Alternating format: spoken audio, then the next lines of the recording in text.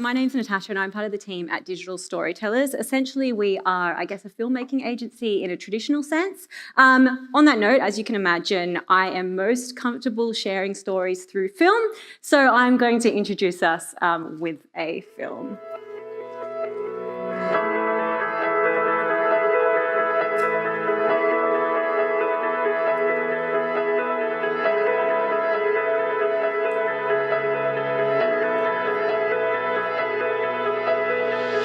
The stories we tell ourselves become the lens through which we see our world.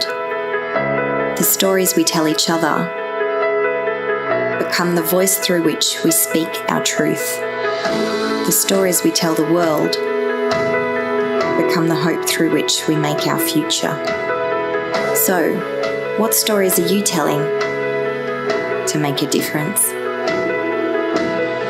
We live in a moment where technology has shifted and placed the power of story in our own hands.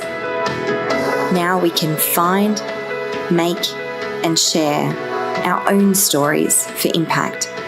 Together, we can disrupt the status quo, show what's possible, and reach the tipping point of movements. We can change the narrative and change the world. We are all storytellers.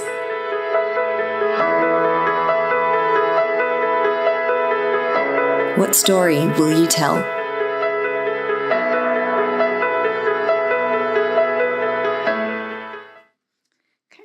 So that's a little insight into the work that we do at Digital Storytellers. I guess to give you a bit of background to myself and share a bit of my own story, I feel like it'd be a bit remiss to not do that. So I was around 10 years old. I was 10 years old when September 11 happened. And I grew up with an Indonesian father who's a Muslim and an Australian mother who's not religious. And at the time that September 11 happened, that completely changed my world, mainly because of the stories that started to get told in the media, this narrative that kept being put forward. And through that, it actually changed the way that I interacted with the world. It changed the way that people around me engaged with my community, to the point that when I went to high school, my older sister told me, just don't tell anyone that your dad is Muslim. And it took me a long time to really reconcile with that. What that did, though, was that actually made me quite obsessed with the media and kind of want to get in there and figure out how it works. So I went on to study media, and through a random series of events that I won't get into now for time's sake, I ended up doing an internship at one of the first non-government newspapers in a country called Bhutan, which some of you may have heard of. They measure gross national happiness. And this was just 2 years after that they had transferred over to becoming a democracy. So here I was in this country where they just gotten their hands on the private media, and they really saw the value of that media to actually facilitate their society, to facilitate a society where gross national happiness was a core value. So this was when I was 20 years old. This was my first kind of job that I'd ever done. And then I came back home to Australia and started looking for a job in the media here. And as you can imagine, seeing the things in the mainstream media here, they weren't that appealing to me to work in. So I decided to work in using the media for social and environmental impact, which led me to be working with an organisation called Start Some Good, which is a crowdfunding platform for social and environmental impact projects. I've run a bunch of campaigns on them myself as well, but it was really at Start Some Good, seeing all these incredible social impact campaigns that had incredible potential impact, try and get funding, that I realised that usually it didn't come down to, how good the potential project was, how capable that team was of actually pulling that project off. What most often determined whether or not that project was funded was how well they were actually able to tell their story. And in particular, tell their story through digital media. And so that made me really want to get more of that tool of storytelling into the hands of the communities, of the organisations, of the individuals doing good things in the world. And I guess what gets me excited is that, in today's day and age with things like these, that never lose our side, storytelling is just becoming so much more accessible on that digital level. We have so much more access to that. So now at Digital Storytellers, as well as kind of, making films myself, I guess the majority of what I focus on and what I'm passionate about is how can we actually turn those tools that, the Apples of the world are using, the Coca-Colas of the world are using, how can we get them into the hands of the people that are doing good works, and more importantly, into the hands of the communities that need to have their voices heard. Not just, the marketers, not just, the storytellers and the filmmakers, but actually the people who are sharing messages with their peers, with their colleagues, with their families. So today, hopefully what you'll walk away with is tools that not just you can use, but which you can pass on to others to help them share their stories with the world, with yourselves, with their communities. But I guess just to quickly touch on why storytelling, I mean, some of this is going to be all very well said. This is what our brain looks like when we're digesting data and information. These areas light up around Broca's and Wernicke's area. In comparison, this is what our brain looks like when information is put in a time and a place, when it's humanized, when it's given emotion, and it engages the senses. So neurologically, we're physically more engaged with that information. We're going to remember it more, and it's going to shape a little bit of our worldview a little bit more. To the extent that, this is me when I was on my honeymoon not that long ago, to the extent that here's me, a grown woman of 28 years old, walking around in Universal Studios with a wand, casting spells. Why? Because of the power of the story of Harry Potter, which, no, I know that's not, reality at the moment. I'm just saying that if Hogwarts sent me a letter right now, I'd be like, it took you long enough. And I would pick that wand right back up. So story is a really, really powerful tool for transporting us somewhere, for getting us to rid and overcome, I guess, our attachment to reality, our attachment to biases, and to listen and be receptive to something new, even if it's completely out of this world. And I guess the exciting part is that using that in social change makes us have the power to unlock another ending for our communities. Everyone in here is in this room because we believe that a better world is possible. We've seen a glimpse of that hope, a glimpse of that ending. How do we make that tangible and real for more people? I would argue actually that people like Donald Trump, I guess Pauline Hanson, we're on home turf here, are actually really great storytellers. What they do is they make possible and they make tangible this world for people, and that makes people act in accordance with that worldview that they've created. So we've got to get as good as them. I guess just to touch on what someone spoke about earlier as well is that I agree. I think audiences are becoming so attuned to, seeing that, shiny slider shot, which we're at Digital Storytellers are so obsessed with, or that drone shot, and that, that royalty-free jingle, that happy banjo, and just kind of turning off and filtering it out because it's polished. We kind of have an understanding of how all that is put together these days. What I would argue is that the more you can actually get communities to share their own stories that are a bit, rough, maybe not perfectly edited. There may be no drone shots in there. Don't be scared. It's still going to be a good thing. That is really what is cutting through these days. That things that are by peers and for peers.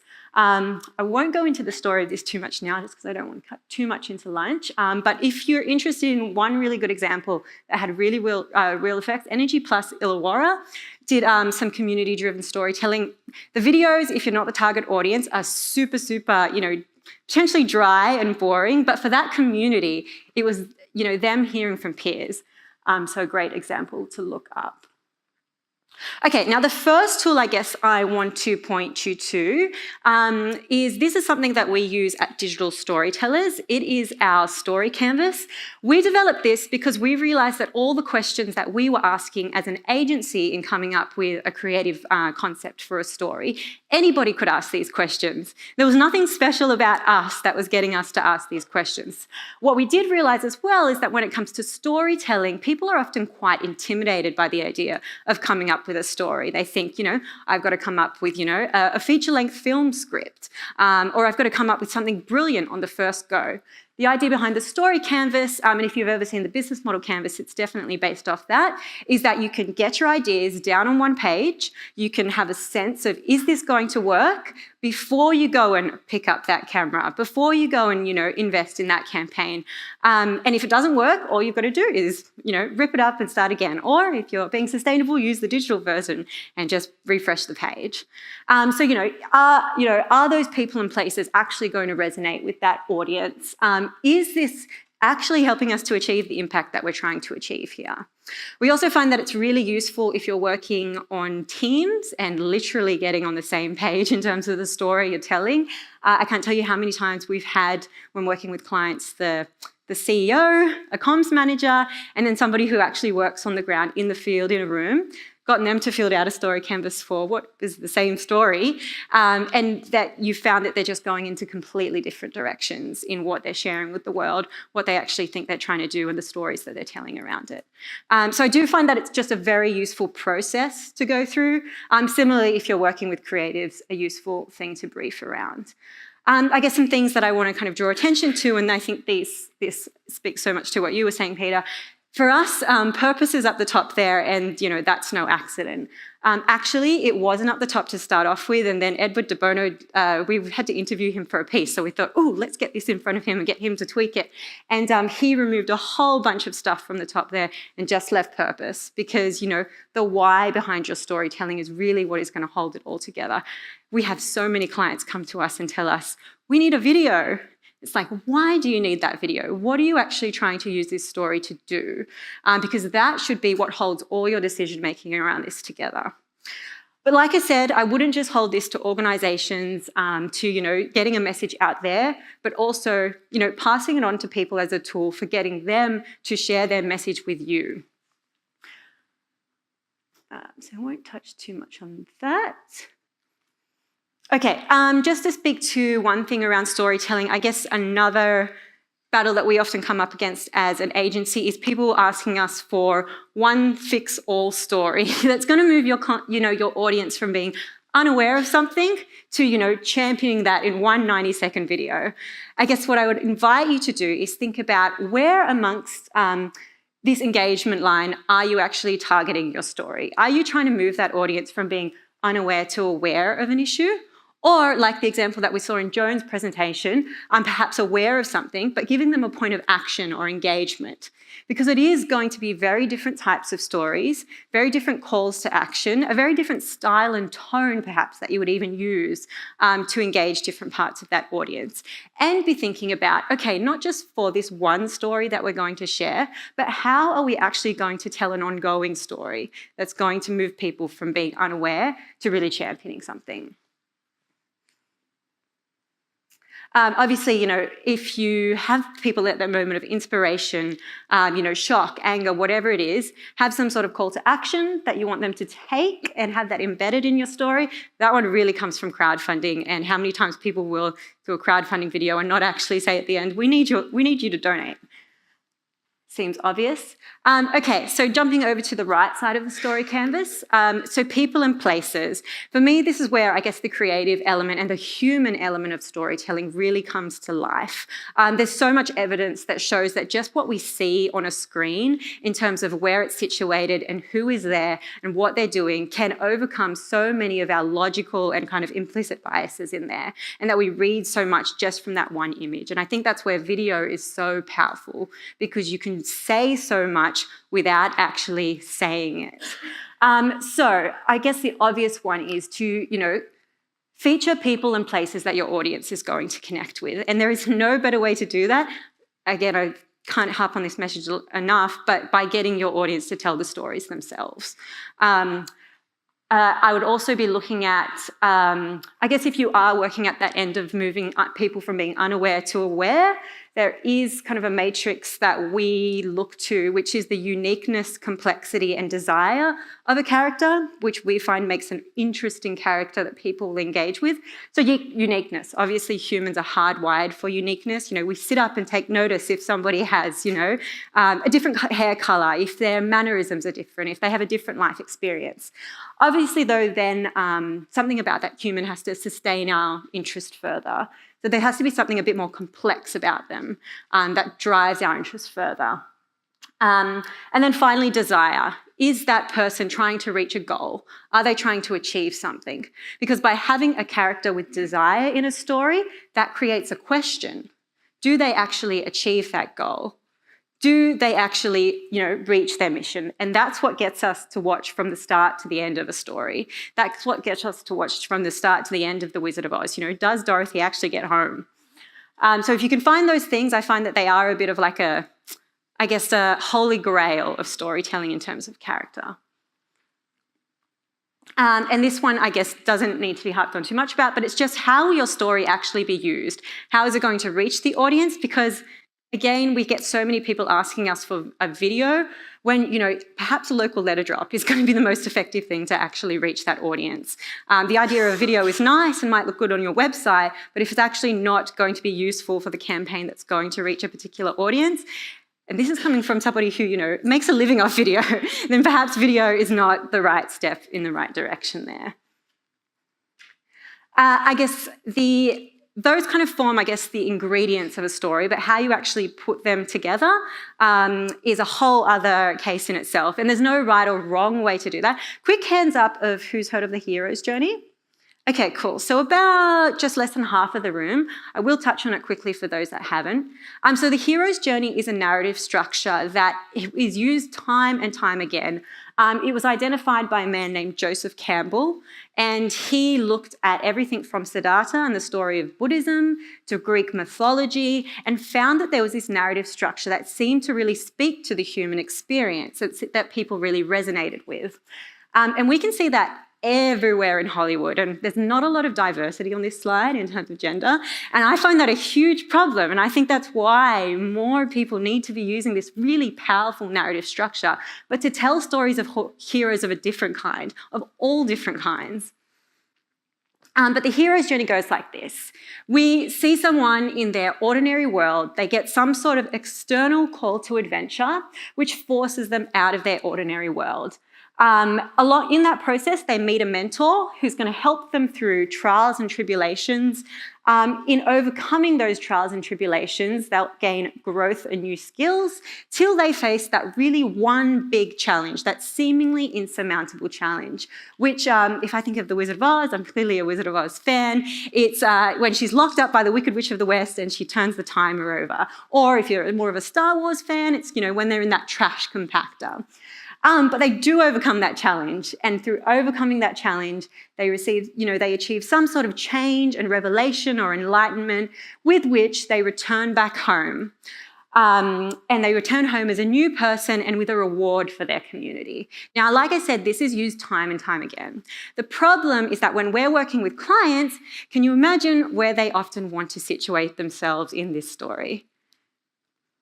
As the hero. But really, the most empowering thing and the most action-orienting thing you can do for your audience is make them the hero of the story. How is their next step going to create overcome the challenge and let us take the long walk home to a better future, to a better community? That is the most empowering thing you can do for your audience. Rather, these organizations, these amazing things that are going on, they're the mentor.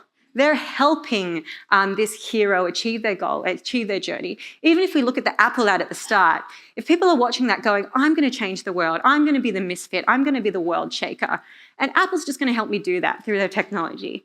They're a background character in that story, a far, far back background character. So that's just kind of something that I'd like to urge you to do in your stories is use the Force and find your inner Yoda. I guess just to wrap up with my last 3 minutes, and this is because where I think I get really excited, and that is around using this new and accessible, more and more accessible technology, I guess, to actually literally put these stories in the hands of your audience.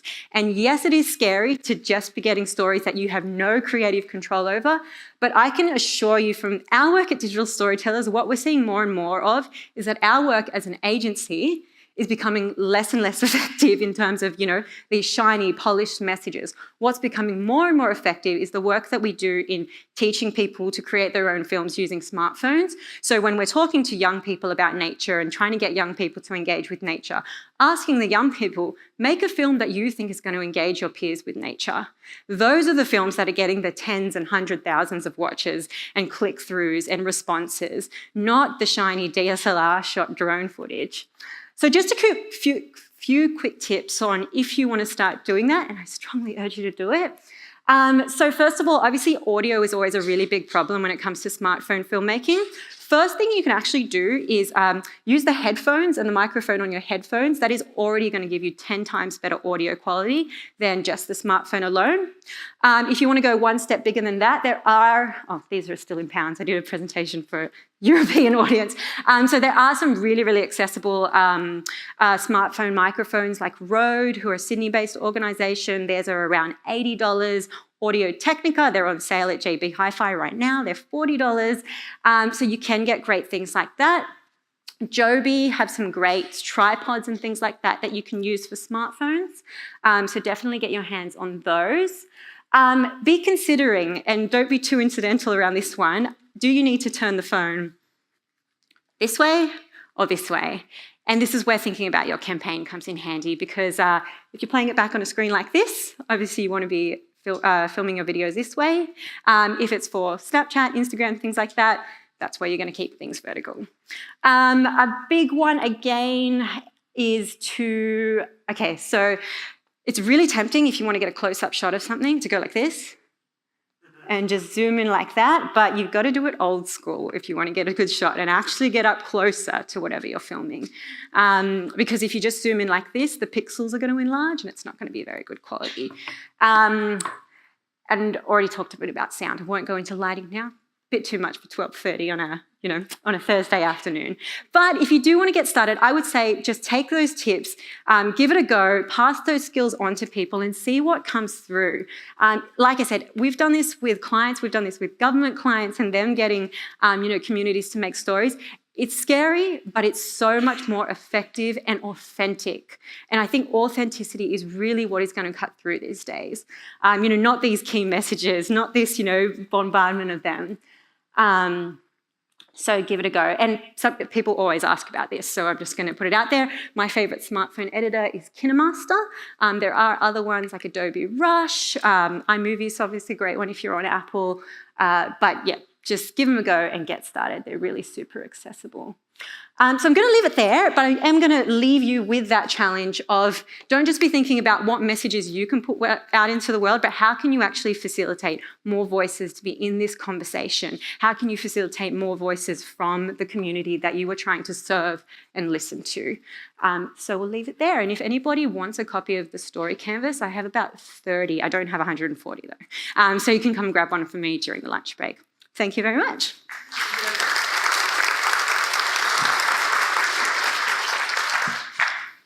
Thank you very much. Great, thank you very much. Questions? Natasha, that was great, thanks. So at Logan Together, that's exactly the sort of thing we would look to do. How do we empower the community to tell their own stories? Do you workshop it? How do you actually take a group of people who normally, who have registered some sort of interest, but most probably lacking a bit of confidence and all that sort of stuff? What do you do with them? Yeah, so I mean, the framework the philosophy that we go into that with is to be able to kind of immediately show them back the results of what they're doing. So getting people, if you're getting people in a room for a workshop or something on the first day, get them in there, get them up filming things, get them, and then be able to reflect that back to them at the end of the day. So, whether it is just what they're filming on the day, putting that up on the screen and making sure you give them a few tips so that they're primed for some success. And then that's what we find gets people excited, is being able to see, actually, it's not that hard. Actually I can do something pretty decent. And particularly when you're working with young people, I assure you that once they see that first reflection back to them, they will get excited and those creative constraints just won't exist. I always go into youth workshops and I think, oh yeah, I know what kind of stories they're going to create, and they completely blow them out of the water. But it is just that kind of guidance and technical know-how that they need kind of a step up with.